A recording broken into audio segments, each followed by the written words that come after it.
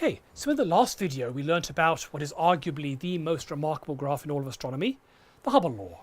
This very weird relationship that everything is moving away from us, but the speed at which it moves depends on where it is. It's proportional to its distance from us. So how could we possibly explain this?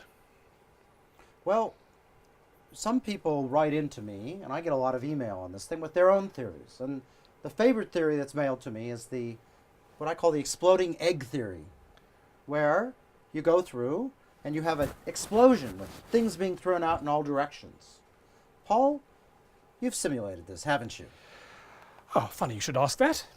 So here is my simulation of the exploding egg model of the Big Bang. This is not what we currently think, but let's just explore the consequences of this idea.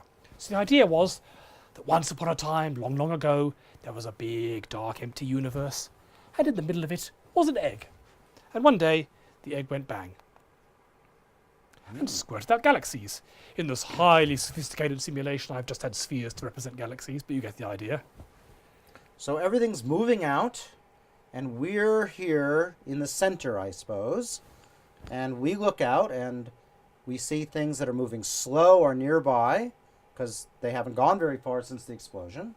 And things that are a long ways away are, of course, moving very quickly. That's why they're a long ways away.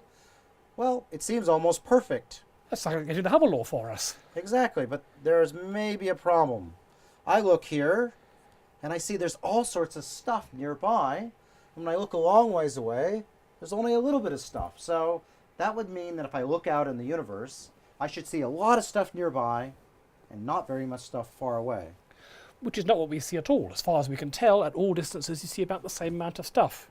There's another problem. There would be an edge to the universe, that place where we wouldn't see anything at all because the stuff hadn't got out there, even the stuff maybe that was traveling near the speed of light. Well, I think I can fix the problem of having too much stuff in the middle.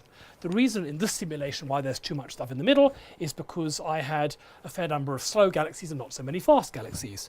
So let me run a simulation with lots of fast galaxies and not so many slow galaxies and see what we get. And here it is. Bang! All right, so let's see. This one looks a little different.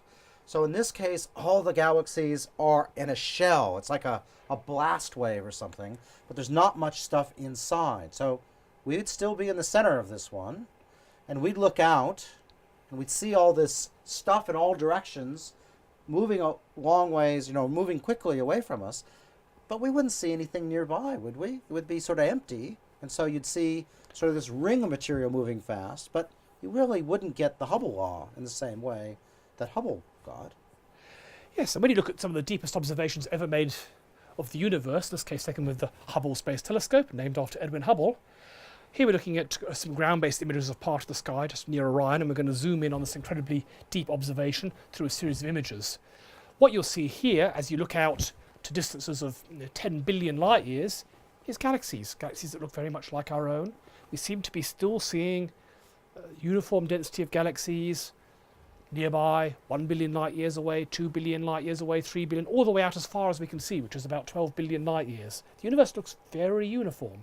So we're zooming into the deepest image ever taken by the Hubble Space Telescope of a tiny little piece of sky, 1/32 millionth of the entire sky.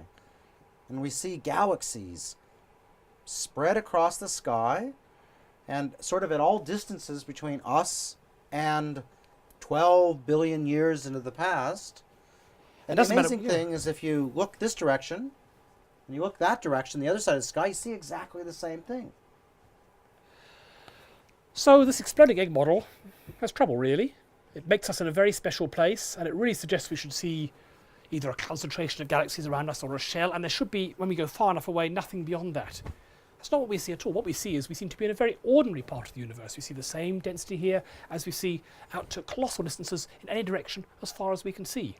So that seems to indicate to me that Copernicus was once again probably right. We're not anywhere special. I think we need a new theory. And that's what we'll cover in the next video.